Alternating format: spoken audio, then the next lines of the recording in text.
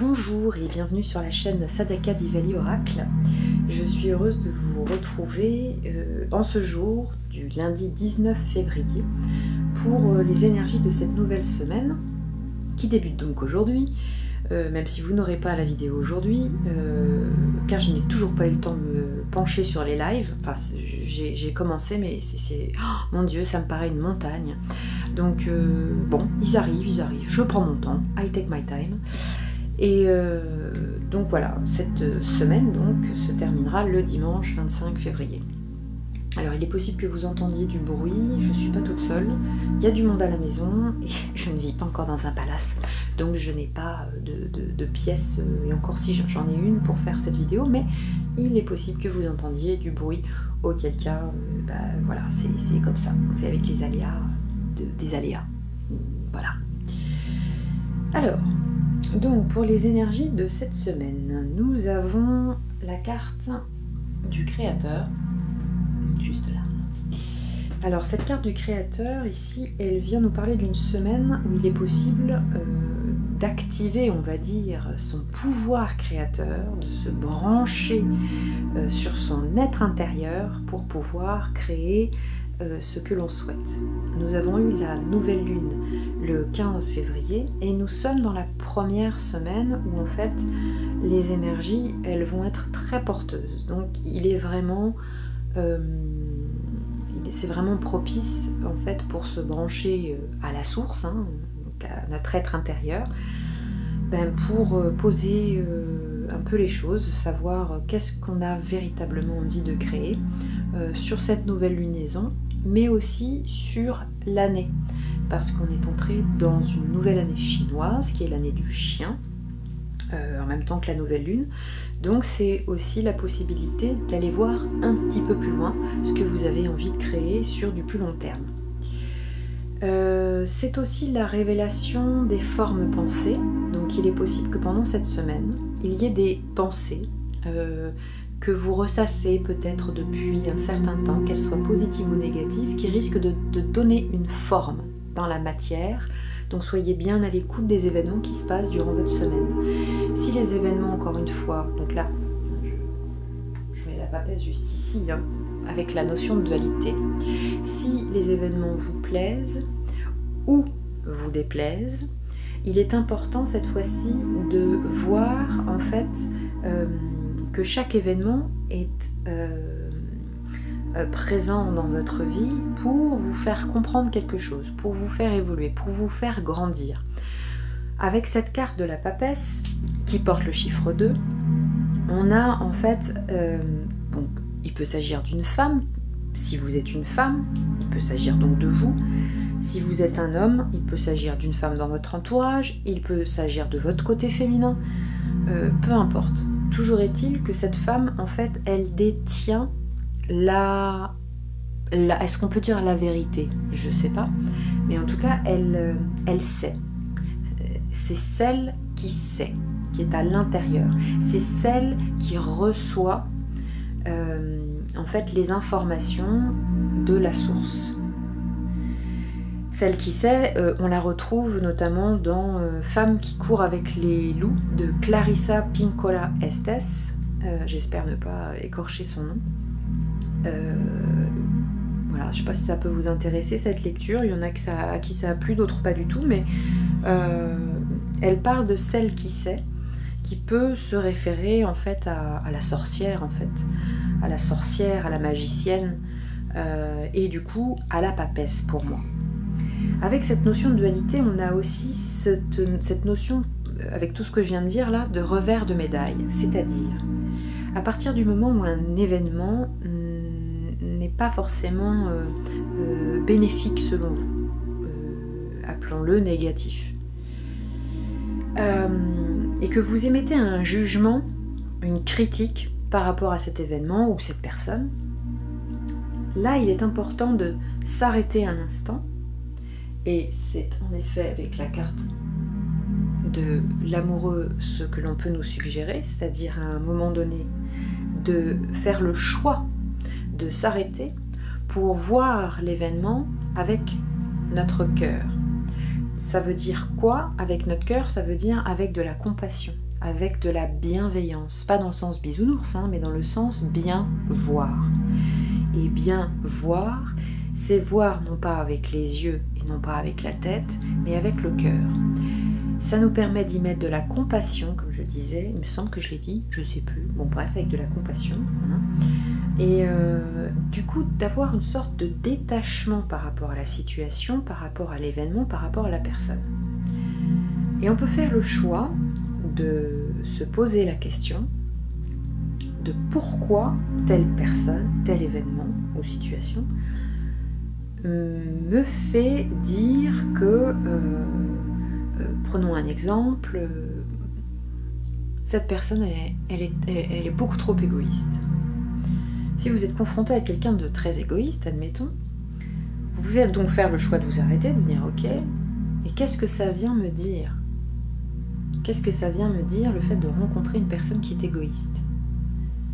Est-ce que ça vient me dire que je m'occupe sans arrêt des autres et que je ne prends jamais un instant pour moi et que j'aimerais prendre cet instant pour moi sans justement passer pour quelqu'un qui se fiche des autres et qui est donc égoïste? Ou est-ce que ça peut vouloir me dire que... après c'est le premier exemple qui m'est venu, du coup ça peut... C'est selon vous, après... on va garder mon premier exemple, il était très bien je trouve. Bref. Donc cette projection-là, cette personne qui rentre dans ma vie, que je vais juger égoïste, va m'apporter en fait une sensation, une émotion, un sentiment. Et ça, là, ce sentiment, cette émotion, qu'est-ce que ça vient me dire par rapport à mon besoin?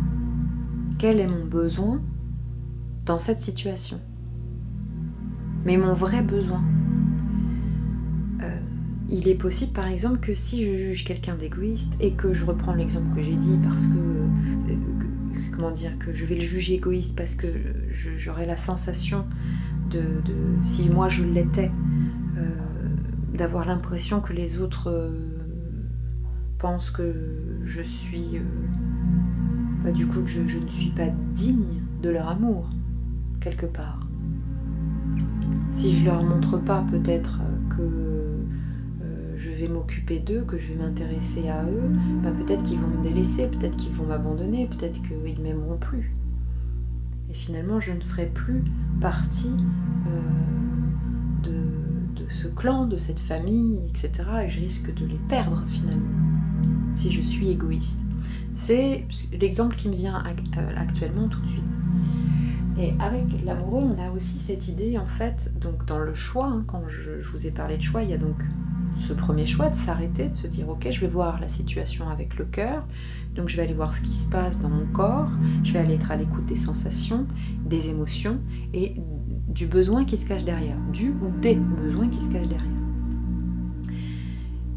Ou je fais le choix de rester dans la même problématique, de ressasser ce jugement et de ne jamais en sortir. Après, comme tout changement, toute évolution, toute naissance, ça passe par des moments qui peuvent être très compliqués, qui peuvent être parfois même douloureux.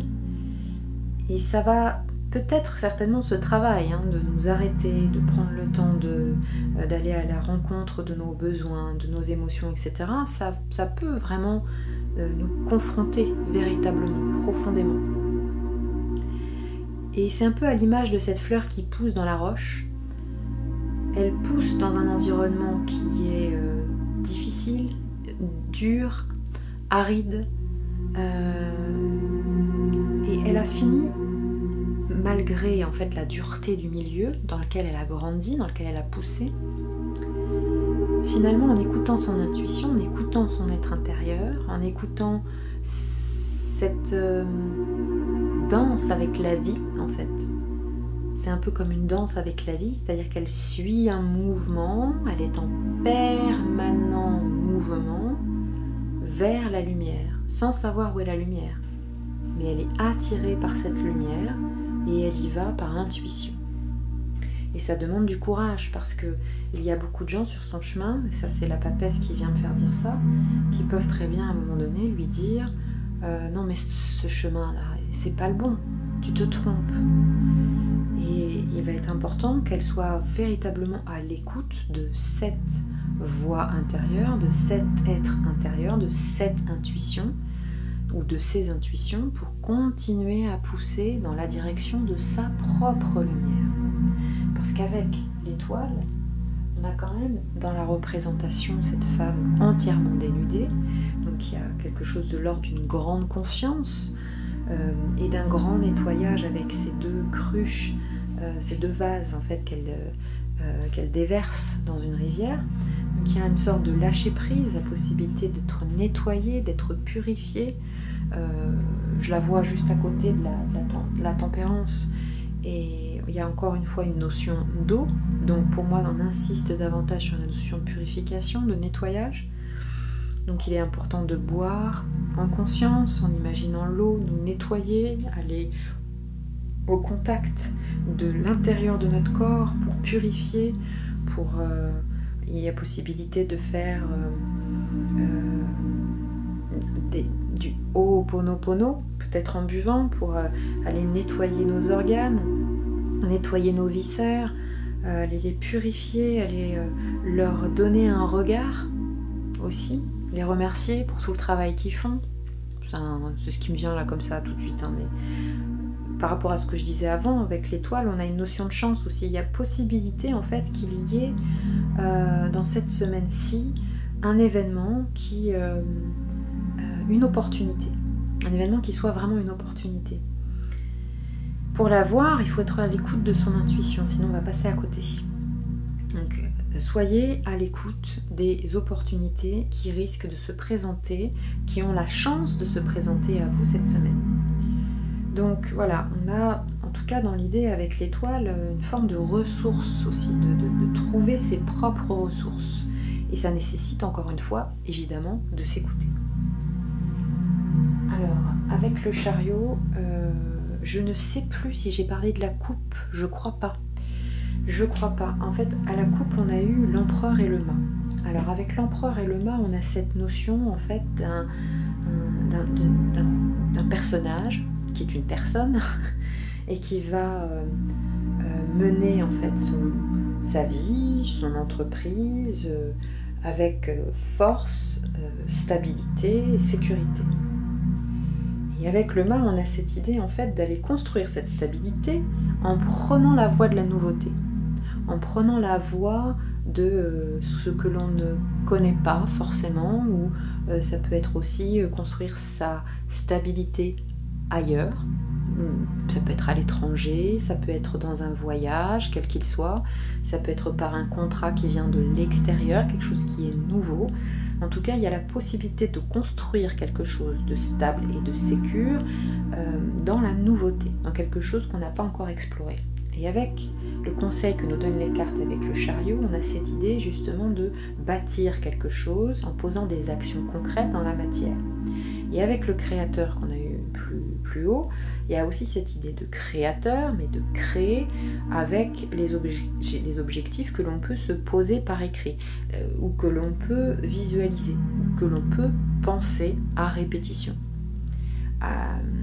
Donc il y a un petit peu les deux qui combinent ensemble ici. Il y a un peu ces deux énergies-là, à la fois le fait d'être en création, on va dire, plutôt intérieure, par rapport à notre façon nouvelle de voir le monde et d'avancer, et puis le fait d'aller poser des actions en fait à l'extérieur. Voilà, ça va être très important d'être dans l'action cette semaine. Attention, évidemment, il est important avec l'ermite du coup d'avoir une notion d'équilibre, parce que l'ermite c'est l'inverse, c'est-à-dire qu'on va vraiment être dans l'intériorité. Donc là, avec les deux cartes côte à côte, on est vraiment dans une notion d'équilibre. Et la tempérance vient nous le dire ici aussi. Attention aux excès, attention à trop se regarder à l'intérieur, attention à trop porter notre attention sur l'extérieur, attention à ne pas être trop attentiste pour que les choses viennent de la part des autres, attention de ne pas y mettre trop de volonté.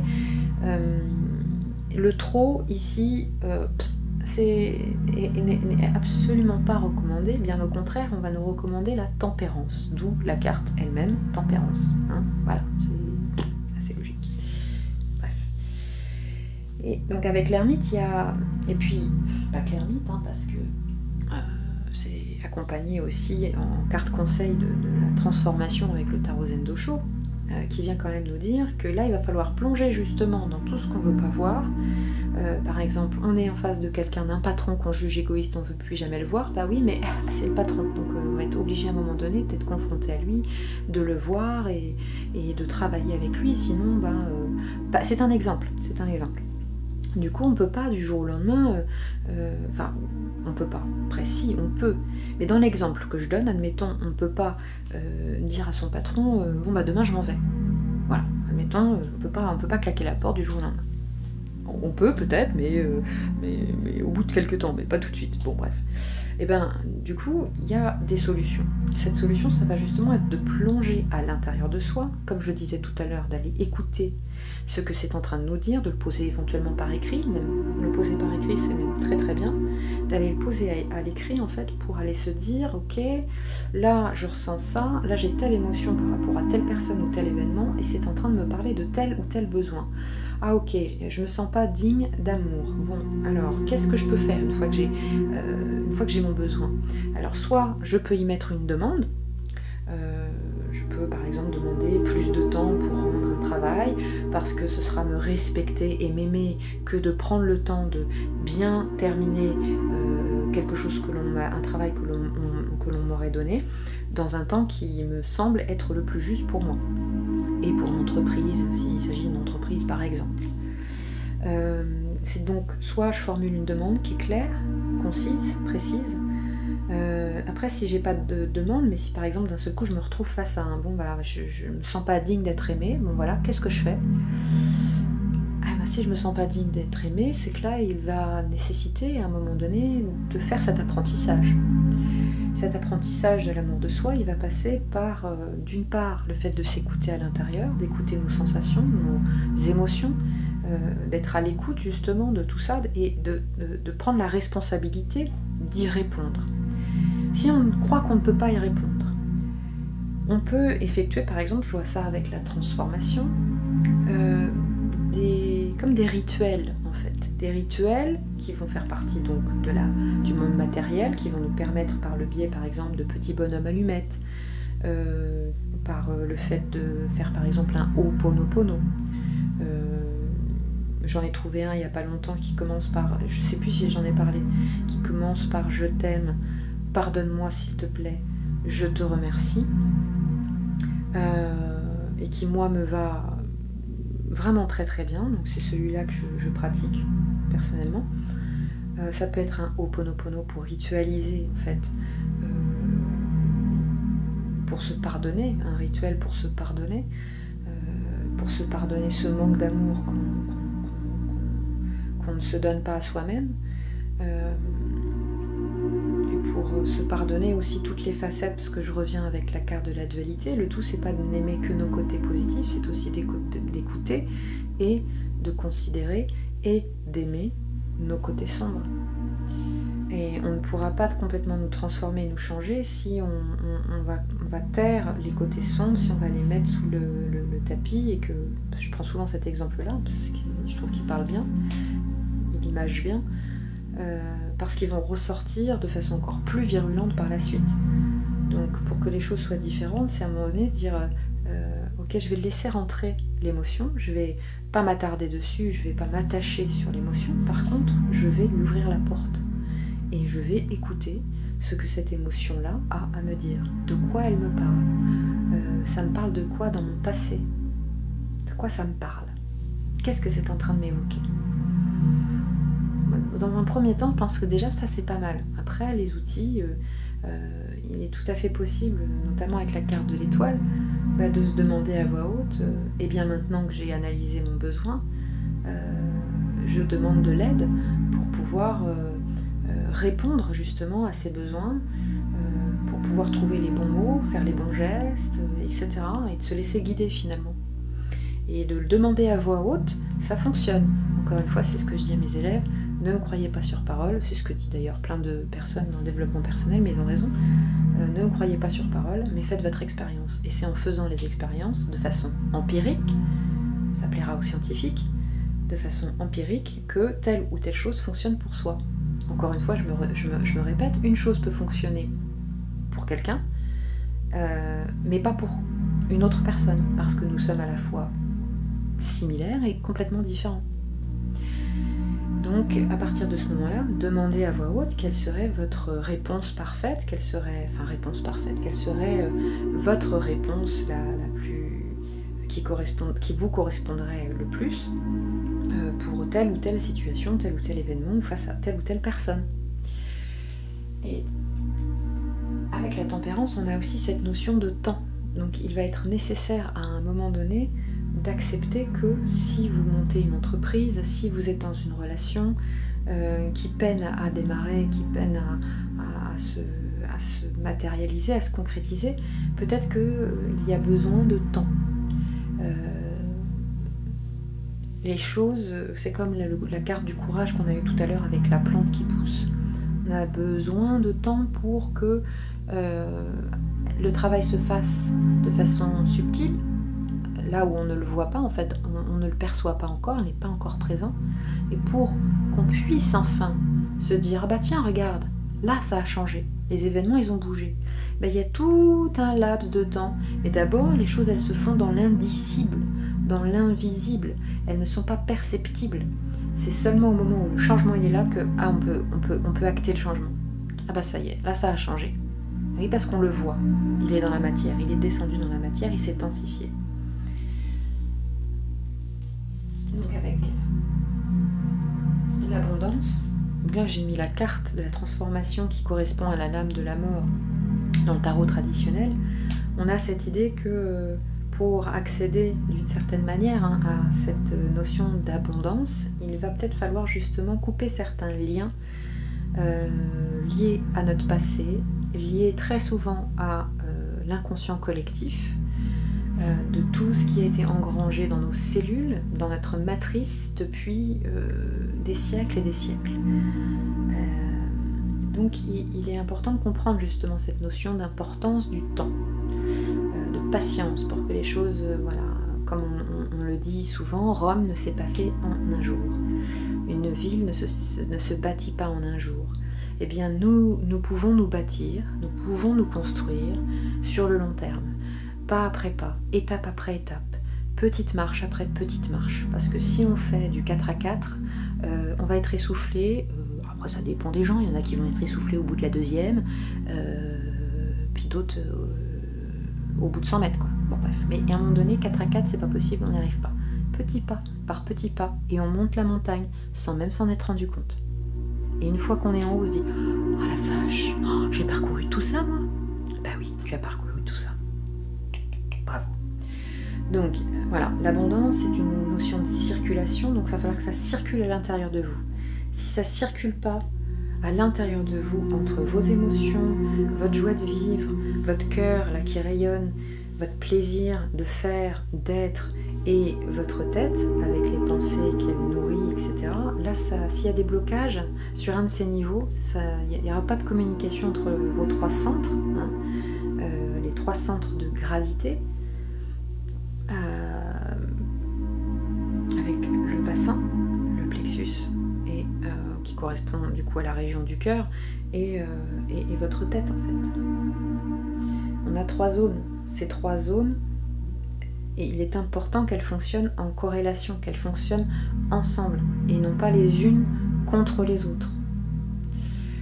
D'où l'importance justement d'aller à l'écoute de ses pensées, à l'écoute de ses jugements, sans dire « Ah non, c'est pas vrai, je juge encore, bordel !» Bon, à un moment donné, on peut se dire « Ok, je juge, et c'est pleinement ok, qu'est-ce que je juge, pourquoi je le juge ?» Et je vais le prendre comme une boussole en fait. Je vais pas me flageller frappant 15 coups parce que j'ai jugé quelqu'un. Non, ok, j'ai jugé à un moment donné. Ok, pourquoi j'ai jugé? Qu'est-ce que j'ai jugé? Qu'est-ce que ça vient de me dire? Hop, petit Ho'oponopono. Et j'observe ce qui se passe dans la matière. J'observe s'il y a changement. Et s'il n'y a pas changement, peut-être que je ne me suis pas posé les bonnes questions, peut-être que j'ai à reformuler d'une autre manière. Et de toute façon, la vie, elle va m'apporter les expériences. Et la victimisation ne sert absolument à rien, ça n'a jamais fait avancer qui que ce soit et ça ne fera jamais bouger les choses, mis à part se plaindre et puis avoir des gens qui vont se plaindre avec nous et puis être dans une énergie de plainte et on va se plaindre et voilà. Mais quand on se plaint, finalement, au bout du compte, quand on prend 10 ans d'une personne qui n'a jamais cessé de se plaindre, quand on regarde le début et la fin, à partir du moment où elle n'a pas arrêté de se plaindre, il n'y a rien qu'à changer. Une personne qui a arrêté de se plaindre et qui a décidé d'opter pour, qui a fait le choix de voir les choses sous un autre angle, d'une manière différente, qui a posé sur papier ses objectifs, après il n'y a pas de, encore une fois, il n'y a pas vraiment de secret finalement, qui a posé les choses, qui les a actées, qui a fait attention, qui a été vigilante sur ses pensées, qui les a observées, qui s'est observée et qui a posé justement les bonnes questions, qui a apporté les réponses en étant connecté à son intuition et son être intérieur. Là, les choses, elles ont bougé sur 10 ans. Vous prenez le début, vous prenez la fin des 10 ans, les choses, elles ont bougé, ça a circulé. Donc là, on est dans cette notion d'abondance qui est comme s'il y avait un mécanisme en fait qu'on connaissait, auquel on a accès. Et là, il va nous être important d'opter pour le courage d'être qui l'on est vraiment et de grandir vers notre propre lumière intérieure. Ça va être un peu le challenge là. Et nous finissons avec l'arcane de la lune, avec la banalité. Alors l'arcane de la lune, on a aussi, donc avec cette notion de courage, je rebondis sur la notion de courage dont je viens de reparler, que je vais là, ici, assimiler à la lune, dans ce rapport en fait au clan, à la famille, ce rapport aux autres, et le rapport qu'on entretient avec les autres, où on se situe dans le clan. Est-ce que à un moment donné, on va s'adapter au clan, à la famille, aux amis, pour plaire, pour se sentir justement digne d'amour, digne d'être aimé, ou est-ce qu'à un moment donné, justement, on va faire notre propre chemin et on va être peut-être considéré comme un peu le fou, comme le mât en fait dans le tarot, de cet être un peu farfelu, qui fait des choses d'un point de vue extérieur de manière un peu naïve, mais qui finalement en fait au bout du compte retombe ou a la possibilité de retomber sur ses pattes parce que justement il est plus proche du génie que du naïf farfelu, suivant une certaine configuration bien sûr, mais là il est possible avec la carte de la famille, de la lune pardon, d'avoir des questionnements par rapport à la famille qui peuvent vous amener peut-être de la mélancolie, qui peuvent peut-être vous amener de la nostalgie, peut-être une forme de tristesse, de se dire que peut-être il y a des liens à rompre. Alors rompre des liens, ça ne veut pas forcément dire ne plus jamais voir la personne, ça c'est fuir. C'est différent entre couper des liens qui peuvent être karmiques, couper des liens d'attachement négatif, c'est différent de couper les ponts avec quelqu'un, quoi. On ne vous dit pas qu'il faut couper les ponts, on vous dit qu'il faut couper les liens de façon un peu ritualisée, de façon... voilà, c'est sur un autre plan en fait que ça se passe, un plan subtil, d'où l'intérêt par exemple des petits bonhommes allumettes, par exemple. Il y a aussi dans cette carte-là, encore une fois, quelque chose du monde de la nuit, du monde occulte, du monde artistique, qu'après tout dépend quel métier vous faites. Ça peut être aussi en rapport avec l'hôpital. Je pense aux infirmiers, aux infirmières, aux médecins, etc.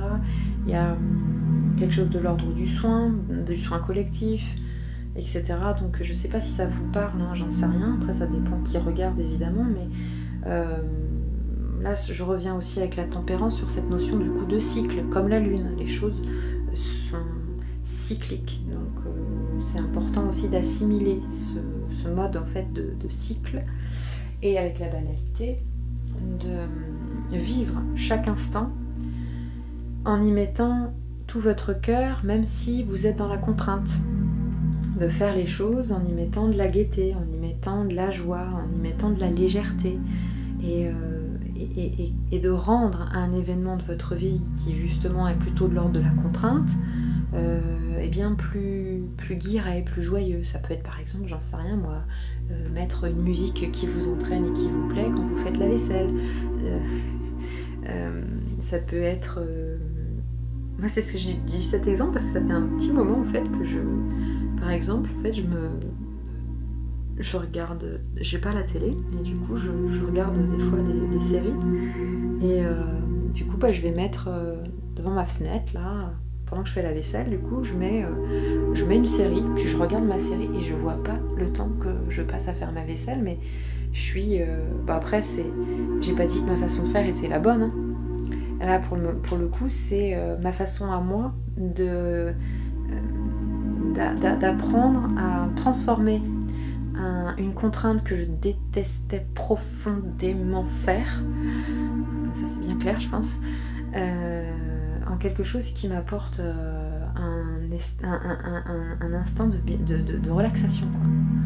Où je suis pleinement dans les sensations de ce que je fais, en plus je la regarde en anglais pour faire travailler mon anglais, tout ça, donc du coup je suis dans un instant qui est devenu, maintenant presque je vais dire à tout le monde à la maison, non mais là je vais faire la vaisselle.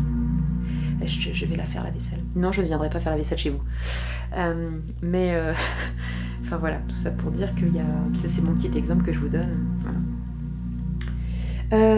Je vais continuer avec le reste du tirage, mais je l'ai pas là, je l'ai laissé en bas. Oui, parce que je suis en haut là. Donc je vais aller chercher. Voilà. Bougez pas. Ok, alors j'ai été chercher le reste du tirage.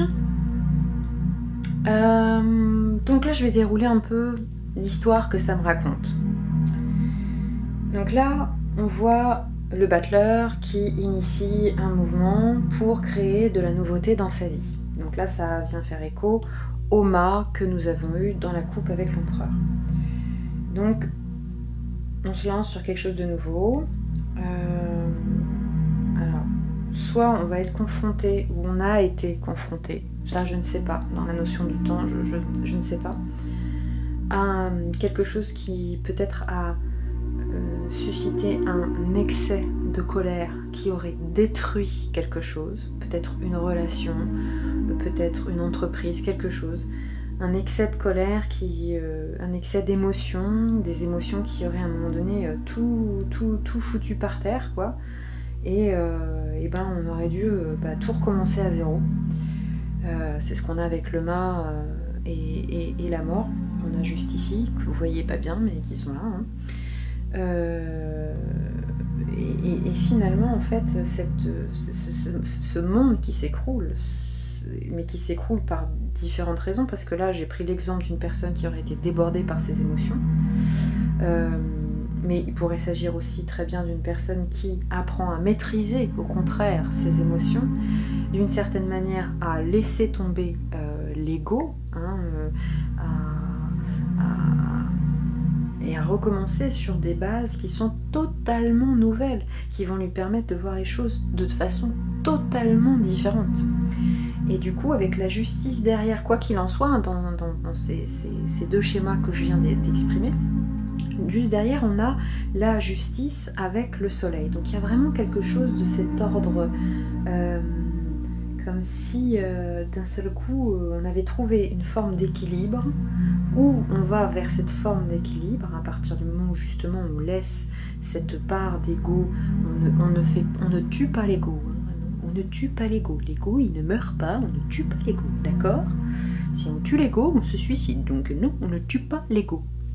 Par contre, en maîtrisant justement ces émotions, eh bien, c'est une autre façon d'être, une autre façon de penser qui va émerger.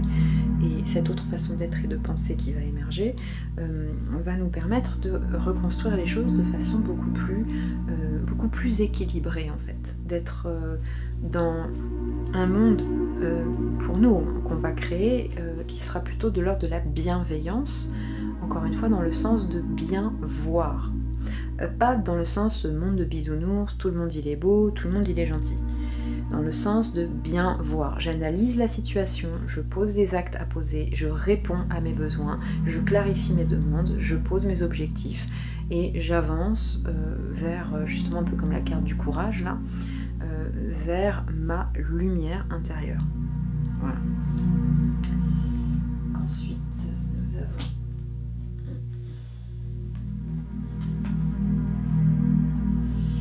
Alors après, nous avons le pendu avec l'impératrice qui peut vouloir nous dire plusieurs choses. Alors, suivant le scénario numéro 1 par exemple, on peut avoir affaire justement à une personne qui va rentrer dans une...